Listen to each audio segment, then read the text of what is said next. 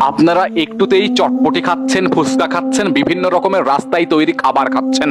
তাদের জন্য আমি বলতে চাই 1 প্লেট চটপটি ফুচকাতে পেটে ঢুকছে 60 কোটি মলমূত্রের জীবাণু। এই নিউজ দেখার পরেও, এই তথ্য পাওয়ার পরেও আপনারা কি সেগুলো খাবেন? আমি আপনাদের কাছে প্রশ্ন করছি, যারা এগুলো খাচ্ছেন, যারা রাস্তায় খাবার খান, যারা ফাস্ট ফুড গ্রহণ করেন, তাদেরকে একটু মেনশন করে দিন, তাদের কাছে ভিডিওটা একটু শেয়ার করে দিয়েন। কেন বলছি?